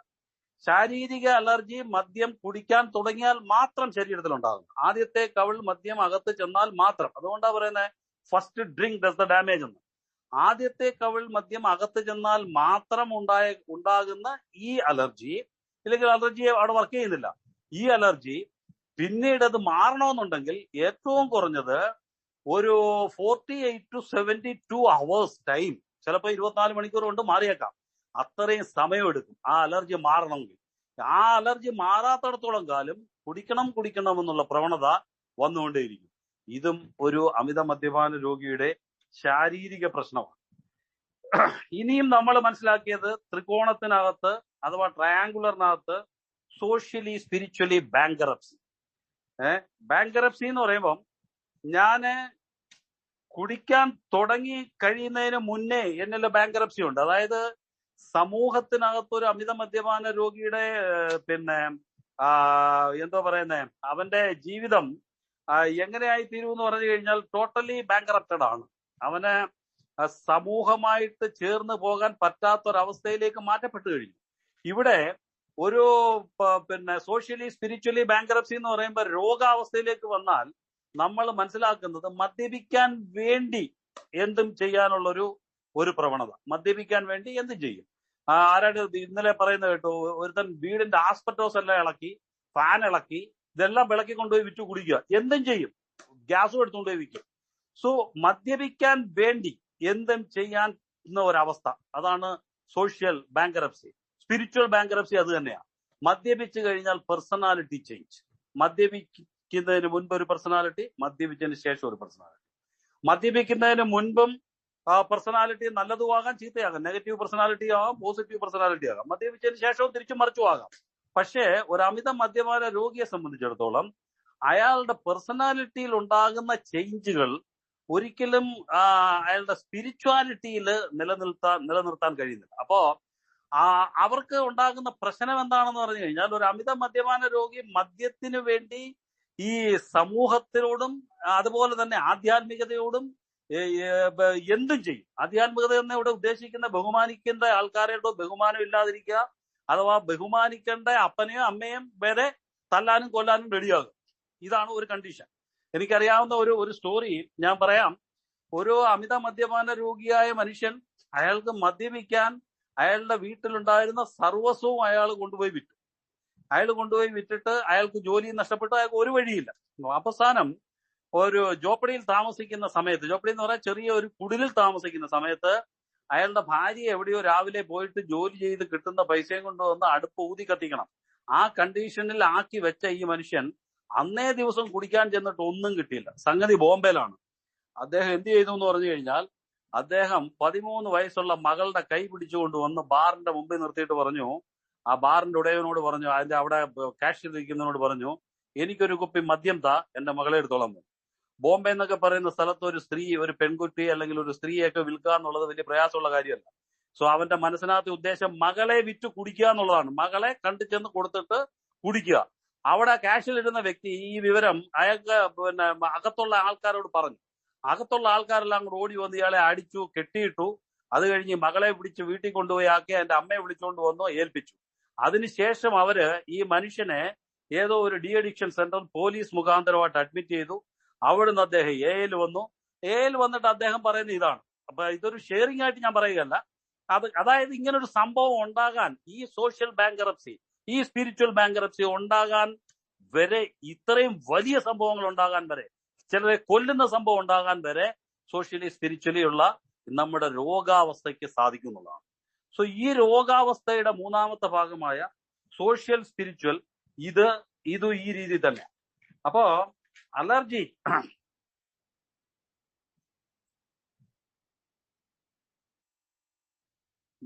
മെന്റൽ ഒബ്സഷൻ എന്താ ചെയ്യുന്നത്? ഈ കുടിക്കാതിരിക്കുന്ന ഒരു വ്യക്തി, അയാളുടെ mental obsession cunning, baffling and powerful ആയതുകൊണ്ട്, അത് ഭയങ്കര പവർഫുൾ ആയതുകൊണ്ട് അതെന്ത് ചെയ്യുന്നു? ആദ്യത്തെ കുടി ഈ രോഗിയെ കുടിപ്പിക്കാൻ വേണ്ടി ആ മെന്റൽ ഒബ്സഷൻ അതിൻ്റെതായിട്ടുള്ള സാഹചര്യത്തിൽ പ്രവർത്തിക്കുന്നു. ഇപ്പൊ ഈ വ്യക്തി എത്ര തന്നെ കുടിക്കരുത് എന്നുള്ള തീരുമാനം എടുത്തോ, അല്ലെങ്കിൽ ഏതെങ്കിലും തരത്തിലുള്ള മരുന്നുകൾ കഴിച്ചോ, ഇല്ലെങ്കിൽ എങ്ങനെയെങ്കിലും മദ്യത്തിനെ നിർത്തണം എന്നുള്ള പരിശ്രമത്തിലായിരിക്കും. പക്ഷെ ഏത് സമയത്താണോ മെന്റൽ ഒബ്സഷൻ അയാളിൽ വർക്ക് ചെയ്യുന്നത്, ആ സമയത്ത് അയാൾ പോയി കുടിച്ചിരിക്കും. രോഗത്തിന്റെ ഒന്നാമത്തെ അവസ്ഥ. അയാളുടെ ആദ്യത്തെ കുടി ഉള്ളിൽ ചെന്ന് കഴിഞ്ഞാൽ ഉടൻ തന്നെ അയാളുടെ ശരീരത്തിലെ അലർജി സ്റ്റാർട്ടായിരിക്കും. ശരീരത്തിലെ അലർജി സ്റ്റാർട്ടായാൽ ഒരു പക്ഷേ അയാൾ 1 ദിവസമോ 2 ദിവസമോ ഒരാഴ്ചയോ 15 ദിവസം വരെയൊക്കെ വേണമെങ്കിൽ നിയന്ത്രിച്ചു കുടിക്കാനുള്ള കഴിവുകളൊക്കെ സംഭരിച്ചെടുത്തേക്കാം, അതൊക്കെ കടിച്ചു പിടിച്ചാ. പക്ഷേ ഇതിനകത്ത് വീണ്ടും രോഗാവസ്ഥയിലേക്കാൾ മാറ്റപ്പെടും. പിന്നീട് അലർജി സ്റ്റാർട്ടായി കഴിഞ്ഞാൽ അയാൾക്ക് നിയന്ത്രിച്ചു കുടിക്കാനുള്ള കഴിവ് നഷ്ടപ്പെട്ടു. എന്താണ് രോഗം എന്ന് പറഞ്ഞാൽ, a man who lose the ability to control on drink. Control ചെയ്ത് കുടിക്കാനുള്ള ശക്തി ഒരു വ്യക്തിക്ക് നഷ്ടപ്പെട്ടു കഴിഞ്ഞാൽ അവൻ മദ്യപാന രോഗിയായി മാറി എന്നുള്ളതാണ്. സോ ആ ഒരു കണ്ടീഷനിലേക്ക് മാറ്റുന്നത് എന്താണെന്ന് പറഞ്ഞു കഴിഞ്ഞാൽ, കൺട്രോൾ ചെയ്ത് കുടിക്കാൻ പറ്റാത്ത അവസ്ഥ ഈ അലർജിയുടെ അവസ്ഥയാണ്. അതുപോലെ തന്നെ സോഷ്യലി സ്പിരിച്വലി ബാങ്കറപ്സി നമുക്ക് മനസ്സിലായി. കുടിച്ചു കഴിഞ്ഞപ്പോൾ ഒരു പേഴ്സണാലിറ്റി, കുടിക്കുന്നതിന് മുൻപേ മറ്റൊരു പേഴ്സണാലിറ്റി, കുടിക്കാൻ വേണ്ടി പേഴ്സണാലിറ്റി, ഏതിനും നമുക്ക് എങ്ങനെ വേണമെങ്കിലും ചെയ്യാൻ പറ്റും. പിന്നെ എന്താണ് സംഭവിച്ചത്? ഈ മെന്റൽ ഒബ്സഷന്റെ മുമ്പിൽ ഉണ്ടായ ഒരു സ്ലേവറി അഥവാ ഒരു അടിമത്വ സ്വഭാവം ഒരിക്കലും മദ്യത്തെ സമ്പൂർണമായി ഉപേക്ഷിക്കാൻ ഒരു ആൽക്കഹോളിക് രോഗിയെ അനുവദിക്കുന്നില്ല. അപ്പം ഇതിന് മെഡിസിൻ ഉണ്ടോ എന്ന് ചോദിച്ചാൽ ഇന്ന് വരെയും ഇതിന് മെഡിസിൻ ഉണ്ടായിട്ടില്ല. വിൽ പവർ വർക്ക് ആകത്തില്ലേ എന്ന് പലരും ചോദിക്കും. എന്താ അവന് വേണമെങ്കിൽ നിർത്തിക്കൂടെ എന്ന് ചോദിക്കും. വിൽ പവർ വർക്ക് ആകുന്നില്ല. വേറെ ഒരു മനുഷ്യനാൽ സഹായം വാങ്ങിയിട്ട് നമുക്ക് ആ മെന്റൽ ഒബ്സഷനെ കൺട്രോൾ ചെയ്യാൻ പറ്റും? അതും പറ്റുന്നില്ല. സോ ഈ കണ്ടീഷനിൽ കഷ്ടപ്പെടുന്ന ഒരു രോഗിയാണ് അമിത മദ്യപാന രോഗി. ആ വ്യക്തിയെ സംബന്ധിച്ചിടത്തോളം അമിത മദ്യം കഴിച്ചുകൊണ്ടിരിക്കുന്ന സമയത്ത് എല്ലാ ആൾക്കാരും പറയും ഭയങ്കര അഹങ്കാരിയായ മനുഷ്യനാണ്, അങ്ങനെയാണ് ഇങ്ങനെയാണ്, അവൻ എത്ര വന്നാലും പഠിക്കത്തില്ല, ഇതെല്ലാം പറയുമെങ്കിലും ആ രോഗിയുടെ അവസ്ഥ അനുഭവിച്ചിട്ടുള്ള ഒരു ആൽക്കഹോളിക്കിന് മാത്രമേ അറിയത്തുള്ളൂ. ഞാൻ പറയുന്ന ഈ ഒരു അവസ്ഥയിലേക്ക് എല്ലാ മദ്യപിച്ചവരും വന്ന് എത്തിച്ചേരണമെന്നില്ല. പലരും ആ സ്റ്റേജസിൽ കാണും. ചിലപ്പോൾ ആദ്യത്തെ സ്റ്റേജിൽ വന്നിരിക്കാം, രണ്ടാമത്തെ സ്റ്റേജിൽ വന്നിരിക്കാം. ചിലരൊക്കെ പറയുന്നത് കേൾക്കാം, മദ്യപിച്ച് കഴിഞ്ഞു കഴിഞ്ഞാൽ അവർക്ക് ആഹാരം കഴിക്കുന്നതിന് ഒരു ബുദ്ധിമുട്ടുമില്ല. പക്ഷെ ആഹാരം കഴിക്കാൻ എന്തുകൊണ്ട് സാധിക്കുന്നില്ല എന്ന് പറഞ്ഞാൽ, ഈ ഫിസിക്കൽ അലർജി സ്റ്റാർട്ടായി കഴിഞ്ഞു കഴിഞ്ഞാൽ ഒരു സാധനത്തിനെയും വയറ്റിലേക്ക് ഏറ്റെടുക്കാനായിട്ട് ഈ നമ്മുടെ സിസ്റ്റം അനുവദിക്കുന്നില്ല എന്നുള്ളതാണ്. പിന്നീട് നമുക്ക് ഒന്നും കഴിക്കാനേ പറ്റത്തില്ല. അപ്പോ സിസ്റ്റം അനുവദിക്കുന്നില്ല. കാരണം അലർജി വന്നു കഴിഞ്ഞാൽ മദ്യം കുടിക്കാൻ പോലും പറ്റത്തില്ല. അപ്പോഴാണ് ഈ വോമിറ്റിംഗ് സെൻസേഷനും വോമിറ്റിങ്ങും കാര്യങ്ങളെല്ലാം ഉണ്ടാകുന്നത്. പക്ഷെ ഇതിനെക്കുറിച്ച് ഞാൻ മനസ്സിലാക്കിയ ഒരു കാര്യം, ഈ അലർജിക് പദാർത്ഥം വയറ്റിൽ ഉൽപ്പാദിപ്പിക്കപ്പെട്ടു എന്ന് പറയുന്നു. അതിന്റെ മൊത്തം അംശവും ബ്ലഡിലേക്ക് കലർന്നിട്ടില്ല, കുറച്ച് ബാലൻസ് ഉണ്ട്. ഈ ബാലൻസ് ഉള്ള ഐറ്റം ഇത് ചില ദിവസങ്ങളിലല്ല, മിക്കവാറും ദിവസങ്ങളിൽ അമിത മദ്യപാനി ആയിരുന്ന എനിക്ക് മദ്യം കഴിച്ചുകൊണ്ടിരിക്കുന്ന സമയങ്ങളിൽ രാവിലെയോ എപ്പോഴാണ് ഞാൻ ഛർദ്ദിക്കുന്നത്, അപ്പോഴെല്ലാം ആഹാരം വയറ്റിലില്ല, അപ്പോഴെല്ലാം ഒരുതരം മഞ്ഞ നിറത്തിലുള്ള ഒരു ദ്രാവകം അഥവാ ചിലപ്പോൾ പച്ച നിറത്തിലുള്ള ദ്രാവകം, ഇതൊക്കെ എന്റെ വയറ്റിന്റെ ഉള്ളിൽ നിന്ന് പലപ്പോഴും വന്നിട്ടുണ്ട്. അന്നൊന്നും അത് മനസ്സിലാക്കിയിട്ടില്ല. പലരും പറഞ്ഞു പിത്തവാ എന്ന് പറഞ്ഞു. ഞാനും വിചാരിച്ചു പിത്തവാ. ആ പിത്തം ഛർദ്ദിച്ചു കഴിഞ്ഞാൽ പോയി 90 അടിച്ചാൽ മതി, മാറുമെന്ന് പറയും. പക്ഷെ ഈ പിത്തം ഞാൻ ഈ അമിത മദ്യപാനത്തിൽ അഥവാ മദ്യപാനത്തിൽ നിന്നും പുറത്തു വന്നു. 1 day at a time ബേസിസിൽ ആൽക്കഹോളിക് അനോണിമസിലൂടെ സഞ്ചരിക്കാൻ തുടങ്ങിയതിന് ശേഷം പിന്നീട് എനിക്ക് ഉണ്ടായിട്ടില്ല. ഞാൻ ആ റിഹാബിലായിരിക്കുമ്പോഴും ഉണ്ടായിട്ടില്ല.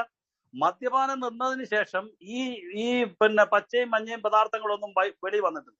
ഞാൻ സംശയിക്കുന്നത് തീർച്ചയായിട്ടും ഈ അലർജിക് ഐറ്റം എന്ന് പറയുന്നത് ഇത് തന്നെ ആയിരിക്കും എന്നാണ് എന്റെ ഒരു വിശ്വാസം.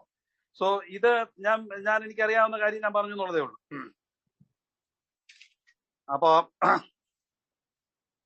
ഈ രീതിയിലാണ് അമിത മദ്യപാന രോഗം ഒരു വ്യക്തിയിൽ പ്രവർത്തിക്കുന്നത്.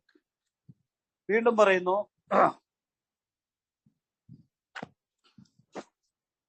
അമേരിക്കൻ മെഡിക്കൽ അസോസിയേഷനില് അവർ 1956 ഈ ആൽക്കഹോളിസത്തെ ഒരു രോഗമെന്ന് അവർ ഡിക്ലെയർ ചെയ്തു. അവര് മനസ്സിലാക്കിയിട്ട് അവര് alcoholism is A chronic disease. Chronic disease means ഒരിക്കലും സുഖപ്പെടാത്ത രോഗം. അത് ദിനം പ്രതി ദിവസങ്ങൾ കഴിയും തോറും വളരെ മോശമായ അവസ്ഥയിലേക്ക് പോകുന്നതല്ലാതെ കണ്ട് അതിൽ നിന്ന് രക്ഷപ്പെടാൻ പറ്റത്തില്ല. ആ രീതിയിലുള്ള ഒരു അവസ്ഥയാണ് ക്രോണിക് അവസ്ഥ. സോ എന്ന് ഡയഗ്നോസ് ചെയ്തു. അപ്പം അവര് അമേരിക്കൻ മെഡിക്കൽ അസോസിയേഷൻ 1956 ഡിക്ലെയർ ചെയ്തു ഇത് ആൽക്കഹോളിസം ഇസ് എ ഡിസീസ്. പിന്നെ ഓരോ രാജ്യത്തിലുള്ള മെഡിക്കൽ അസോസിയേഷൻകാരും ഓരോ വർഷങ്ങളിൽ ആൽക്കഹോളിസം ഒരു ഡിസീസാണ്, ഇതൊരു ഡിസോർഡർ ആണ്, ആൽക്കഹോളിസം എന്ന് പറയുന്ന രോഗമാണ് എന്ന് പറഞ്ഞ് പ്രസ്താവിക്കാൻ തുടങ്ങി. അതിനുശേഷം ആയിരിക്കണമല്ലോ നമുക്കൊക്കെ കാര്യങ്ങൾ മനസ്സിലായത് ഇത് രോഗമാണെന്നുള്ളത്. ആൽക്കഹോൾ യൂസ് ഡിസോർഡർ, ഇത് ജെനറ്റിക്സ് പ്രോബ്ലം വരുമ്പോൾ പറയുന്നതാണ്. Alcohol use disorder, alcohol abuse, alcoholism has been linked to some special genes. ഇതൊക്കെ ഞാൻ പറഞ്ഞ ജീനിന്റെ കാര്യം. അതുപോലെ തന്നെ ഈ അമൈകടലയുടെ കാര്യം ഞാൻ പറഞ്ഞു. അമൈകടല അത് തലച്ചോറിനകത്തുണ്ടാകുന്ന പ്രശ്നങ്ങൾ, ഇതൊക്കെ ഈ അമേരിക്കൻ മെഡിക്കൽ അസോസിയേഷൻകാര് മനസ്സിലാക്കിയതിന് ശേഷം പബ്ലിഷ് ചെയ്തിട്ടുള്ള പല എന്താ പറയുന്ന ഉപന്യാസം പോലുള്ള ചില പേപ്പറുകളിലൊക്കെ വന്നിട്ടുള്ള സംഗതികളാണ്. സോ ഇതൊക്കെ എന്ന് പറഞ്ഞു കഴിഞ്ഞാൽ തീർച്ചയായിട്ടും സ്ഥാപിക്കുന്നത്, ഇത് മനസ്സിലാക്കുന്നത് ആൽക്കഹോളിസം ജനറ്റിക്കലി ഡിസീസ് ആകുന്നത് പോലെ, ആൽക്കഹോളിസം പ്രോഗ്രസീവ് ഡിസീസ് ആകുന്നത് പോലെ, ആൽക്കഹോളിസം പല കാരണങ്ങളാലാണ് ഡിസീസ് ആകുന്നത്. ഇപ്പൊ ഞാൻ ഈ ജനറ്റിക്കൽ പ്രോബ്ലം എന്ന് പറഞ്ഞത് എല്ലാ മനുഷ്യർക്കും, എല്ലാ അമിത മദ്യപാന രോഗികൾക്കും ഒരുപോലെ ജന്മനാ ഉണ്ടായ ഒരു ജനറ്റിക് പ്രോബ്ലമാണ്, ജീനിന്റെ പ്രോബ്ലമാണെന്ന് സ്ഥാപിച്ചെടുക്കാനൊന്നും പറ്റത്തില്ല. പക്ഷെ കുറെ ആൾക്കാർക്കെങ്കിലും ഇത് അങ്ങനെയുള്ള പ്രശ്നമാണ്, കൂടുതൽ ആൾക്കാർ. പിന്നെ പ്രോഗ്രസീവ് ഡിസീസ്, പ്രോഗ്രഷൻ എങ്ങനെയാ ഉണ്ടായത്? പ്രോഗ്രഷൻ എന്ന് പറയുമ്പോൾ ഈ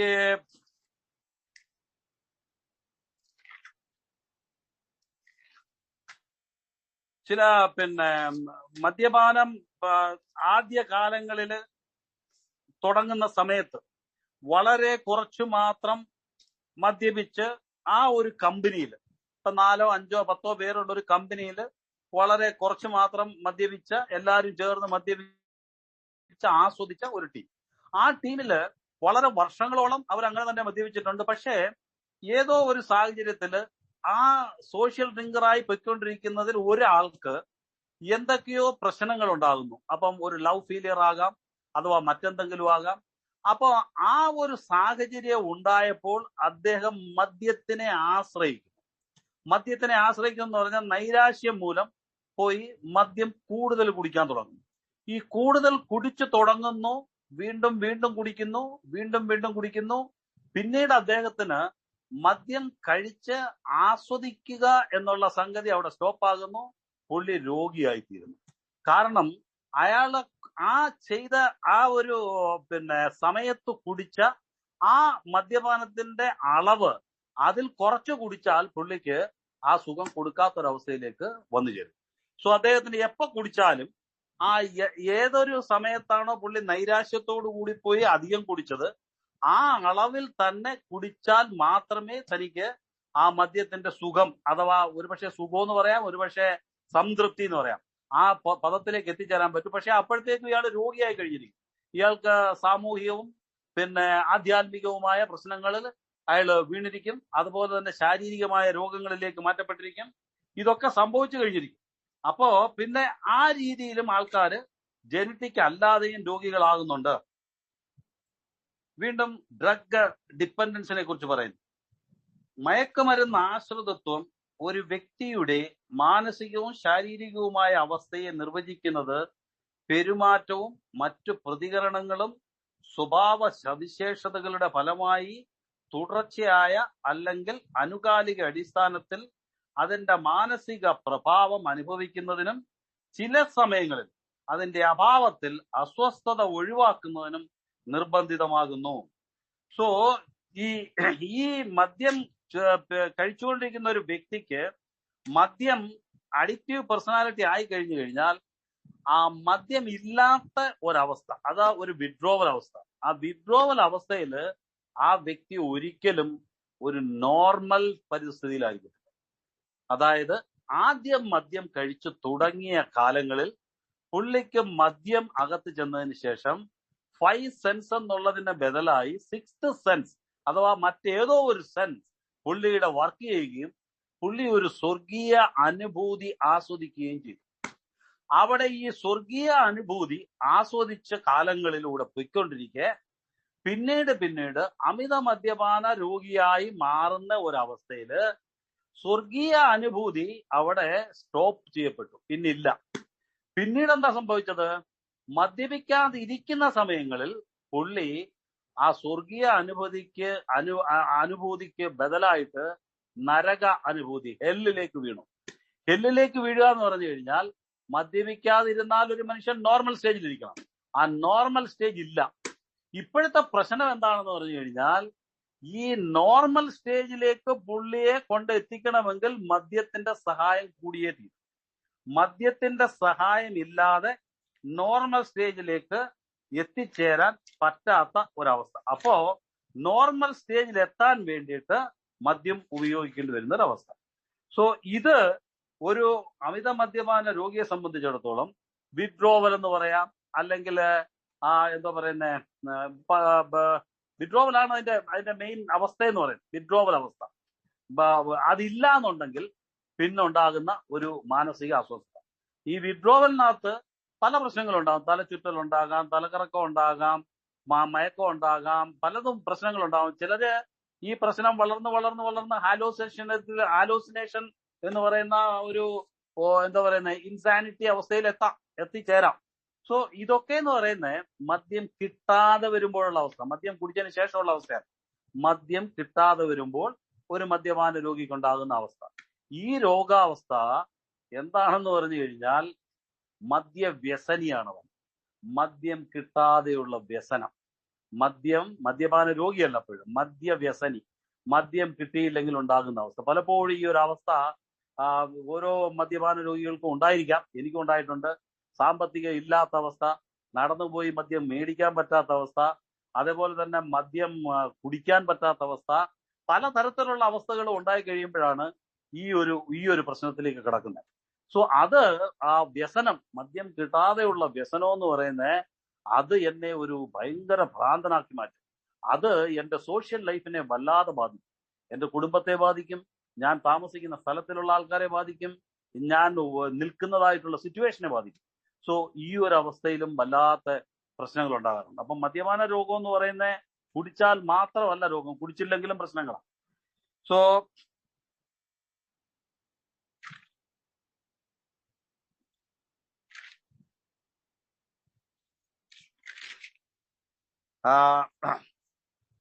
ഇവിടെ ഈ മദ്യപാനത്തിൽ നിന്ന് രക്ഷപ്പെടാനുള്ള മാർഗങ്ങളെ കുറിച്ച് പറയുന്നത്, മദ്യത്തിൽ നിന്നും രക്ഷപ്പെടാൻ സയൻസ് ഇപ്പോ ചില മരുന്നുകളും കാര്യങ്ങളൊക്കെ പറയുന്നുണ്ട്.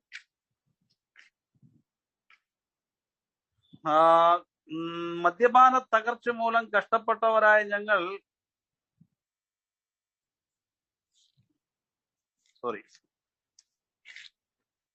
ഈ രോഗത്തിനുള്ള ചികിത്സ താരതമ്യേന പ്രയാസമേറിയതും തദനുസരണ ഫലം ലഭിക്കാത്തതുമായ ഒന്നാകും. ചികിത്സ കൊണ്ട് അമിത മദ്യാസക്തരിൽ 1/4 പേർക്ക് തൃപ്തികരമായും ബാക്കിയുള്ളവരിൽ പകുതി പേർക്ക് ഭാഗികമായും ഗുണം സിദ്ധിക്കുന്നുവെന്ന് കണക്കാക്കപ്പെടുന്നു. മദ്യപാനം മൂലമോ പെട്ടെന്ന് മദ്യപാനം നിർത്തിയത് മൂലമോ ഉണ്ടാകുന്ന അസുഖങ്ങളുടെ ചികിത്സ, ഭാവിയിൽ മദ്യപിക്കാതിരിക്കാനുള്ള ഏർപ്പാടുകൾ, മദ്യപാനത്തിന് പ്രേരകമായ മാനസിക പ്രശ്നങ്ങൾക്ക് പരിഹാരം കണ്ടെത്തൽ എന്നിങ്ങനെ ഈ ചികിത്സയ്ക്ക് പല സമീപന രീതികളുണ്ട്. മദ്യപനെ ആശുപത്രിയിൽ താമസിപ്പിക്കുന്നത് മൂലം മദ്യപാനം നിർത്തുമ്പോൾ ഉണ്ടാകുന്ന ശാരീരികവും മാനസികവുമായ വൈഷമ്യങ്ങളെ വേഗത്തിൽ നിയന്ത്രിക്കാൻ സാധിക്കും. അതാ ഞാനിപ്പോ കുറച്ചു മുമ്പേ പറഞ്ഞ ആ അവസ്ഥ. അതായത് വിഡ്രോവൽ അവസ്ഥയിൽ ഒരു മനുഷ്യൻ, അഥവാ ഹാലോസിനേഷൻ അവസ്ഥയിൽ ഒരു മനുഷ്യൻ ഉണ്ടാകുന്ന, മദ്യപിക്കാതിരിക്കുമ്പോഴുണ്ടാകുന്ന ആ പ്രശ്നങ്ങൾക്ക് പരിഹാരം എന്ന നിലയിൽ നമ്മൾക്ക് അദ്ദേഹത്തെ ഒരു ചികിത്സാ കേന്ദ്രത്തിലോ ഒരു ആശുപത്രിയിലോ അഡ്മിറ്റ് ചെയ്താൽ അവർക്ക് അത് കൈകാര്യം ചെയ്യാൻ പറ്റും. ചികിത്സാർത്ഥം ആശുപത്രിയിൽ എത്തുമ്പോഴേക്ക് മദ്യപന്റെ ശരീരസ്ഥിതി വളരെ മോശമായിരിക്കും.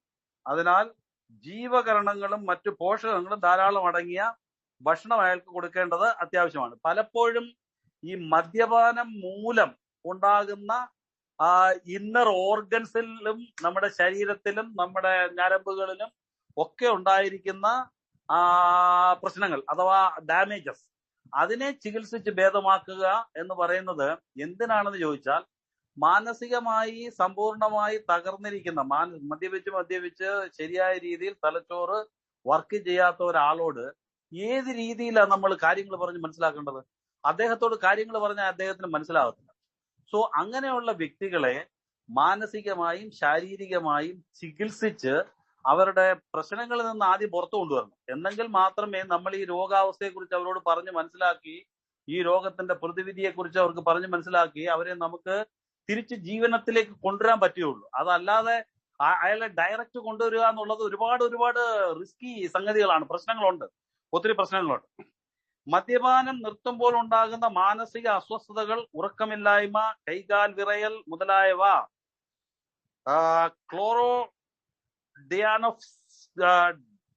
ക്ലോറോഡിയാസോപോക്സൈഡ് എന്നുപോലെയുള്ള ചില മരുന്നുകളുടെ പേരുകളാണ്. അതൊക്കെ കൊടുത്ത് സുഖപ്പെടുത്താമെന്ന് പറയുന്നു. ഇവിടെ ആ മദ്യപാന രോഗത്തിന് എന്തെങ്കിലും മരുന്നുണ്ടോ? മദ്യപാന രോഗത്തിന് പുതിയ, അതായത് ഇപ്പോഴും സയൻസ് പറയുന്നത് സിട്രേറ്റഡ് കാൽസ്യം കാർബോമൈറ്റ്, പിന്നെ അവോഷൻ തെറാപ്പി എന്ന് പറഞ്ഞു കഴിഞ്ഞാൽ മദ്യം കണ്ടു കഴിഞ്ഞാൽ ഒരു വെറുപ്പ് മനസ്സിൽ ഉളവാക്കുന്ന രീതിയിലുള്ള ഒരു ആരോചക ചികിത്സയെന്ന് തന്നെ അവിടെ എഴുതിയിരിക്കുന്നത്. സോ ഈ രീതിയിലൊക്കെ സയൻസ് എന്തൊക്കെയോ കണ്ടുപിടിക്കുന്നുണ്ടെങ്കിൽ പോലും സക്സസ് റേറ്റ് ഞാൻ കണ്ടിടത്തോളം വളരെ കുറവാണ്. കാരണം ഇതൊന്നും ഒരു അമിത മദ്യപാന രോഗിയെ മദ്യം കഴിക്കണമെന്നുള്ള അവന്റെ മെന്റൽ ഒബ്സഷനെ ശാന്തമാക്കാൻ പ്രാപ്തമല്ല. മറിച്ച് അവനെ ഭയപ്പെടുത്താനും അവൻ മരിച്ചു പോകുന്നുള്ള പേടിയുണ്ടാക്കാനും ഒരുപക്ഷെ മദ്യത്തോട് വെറുപ്പുണ്ടാക്കാനും അതിനൊക്കെ സഹായിച്ചേക്കാം. അല്ലാതെ കണ്ട് മദ്യം കഴിക്കണമെന്നുള്ള ആസക്തിക്ക് പ്രയോജനപ്രദമായ രീതിയിൽ ഒരു മരുന്നല്ല. അതുപോലെ തന്നെ ഒരു പെഗ് അറിയാതെ കുടിച്ചു പോയി കഴിഞ്ഞാൽ ആ കുടിച്ച മദ്യം ഒരു പെഗ്ഗോട് കൂടി അവിടെ നിർത്തണം, അത് മതിയാവണം. അതിനുള്ള മരുന്നില്ല. അലർജി ഉണ്ടാകാതിരിക്കാനുള്ള മരുന്നും ഇതുവരെയും നമുക്ക് കണ്ടുപിടിക്കപ്പെട്ടതായിട്ട് പറയുന്നില്ല. അപ്പൊ ചികിത്സാ രീതിയിൽ തീർച്ചയായിട്ടും ഇവിടെ വരുന്നത് ആൽക്കഹോളിക്സ് അനോണിമസ് തന്നെയാണ്. മുമ്പ് മദ്യപരായിരുന്നെങ്കിലും ചികിത്സാനന്തരം പരിപൂർണ മദ്യവർജകരായി തീർന്നവരുടെ ഒരു അഖില ലോക സംഘടനയാണ് ആൽക്കഹോളിക്സ് അനോണിമസ്.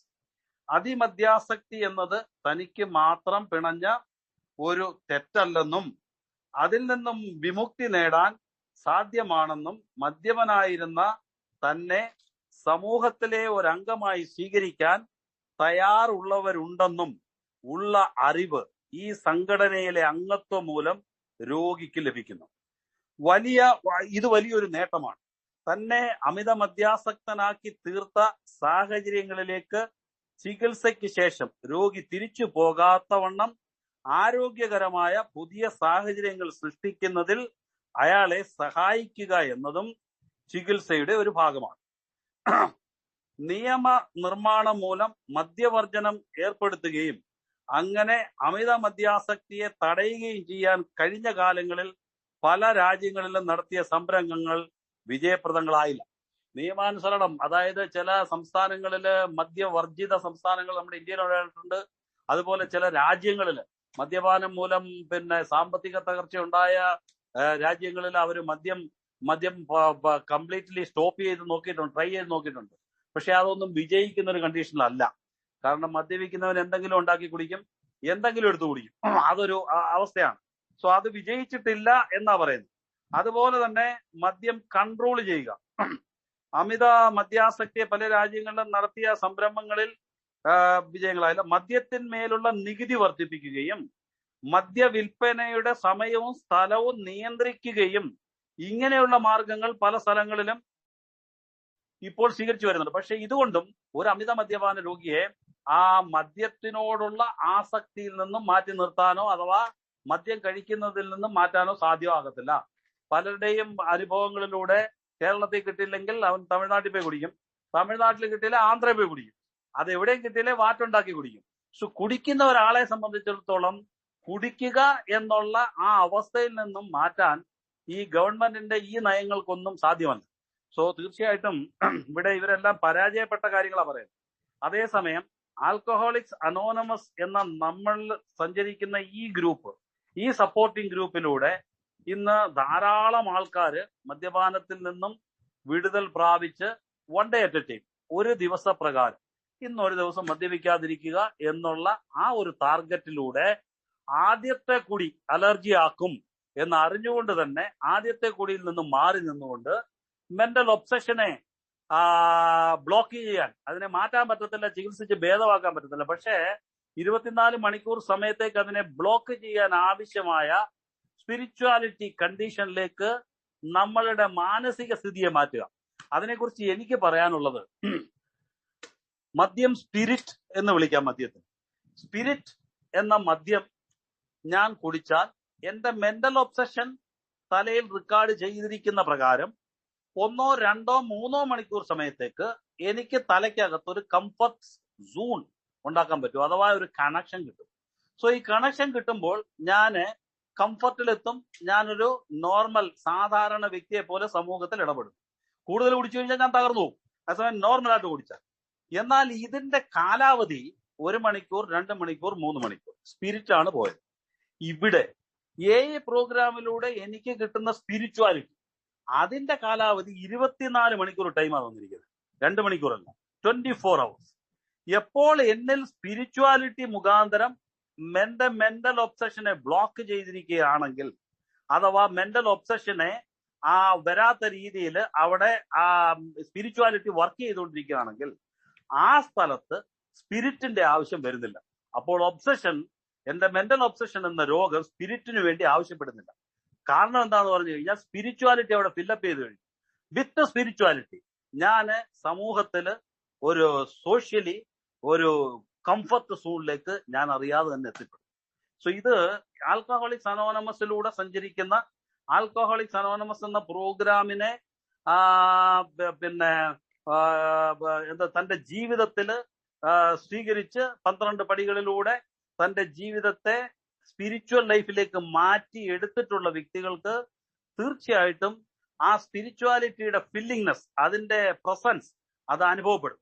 ഒരിക്കലും അവരെ പെട്ടെന്നൊരു ശക്തിശാലിയായ മെന്റൽ ഒബ്സഷൻ, എന്താ പറയുന്നത്, ശക്തിശാലി എന്ന് പറയുമ്പം അവൻ കണ്ണിങ്, ബാഫ്ലിംഗ് ആൻഡ് പവർഫുൾ ആണ്. സോ അത്ര കണ്ണിങ് ആയിട്ടുള്ള, നമ്മളെ ചഞ്ചലത മനസ്സാക്കുന്ന ആ പവർഫുൾ ആയ മെന്റൽ ഒബ്സഷനെ ഈ സ്പിരിച്വാലിറ്റി പവറിന് അതിനെ ബ്ലോക്ക് ചെയ്യാൻ പറ്റും. ആ ഒബ്സഷൻ വർക്കാവത്തില്ല.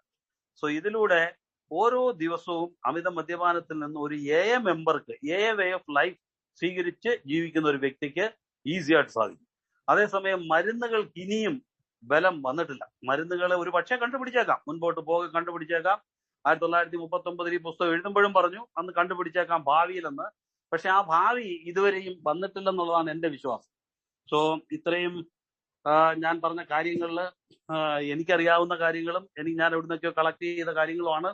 എങ്കിലും ഈ രോഗാവസ്ഥയെ കുറിച്ച് നിങ്ങൾക്ക് ഞാൻ പറഞ്ഞതിനകത്ത് എന്തെങ്കിലുമൊക്കെ എതിരഭിപ്രായങ്ങൾ ഉണ്ടെങ്കിൽ ദയവായി ക്ഷമിക്കുക. എനിക്കറിയാവുന്ന കാര്യങ്ങളാണ് ഞാൻ പറഞ്ഞത്. പിന്നെ എന്നെ ശ്രമിച്ചിരുന്ന എല്ലാവരോടും ഞാൻ എന്റെ നന്ദി അറിയിക്കുന്നു. അതോടൊപ്പം എനിക്കിങ്ങനെ ഈ ഒരു വിഷയം അവതരിപ്പിക്കാൻ ചാൻസ് തന്ന ഈ നമ്മുടെ മിഡ് നൈറ്റ് ഗ്രൂപ്പിനോടുള്ള നന്ദി അറിയിച്ചുകൊണ്ട് ഞാൻ ചുരുക്കുന്നു. Thank you. Thank you Philip sir.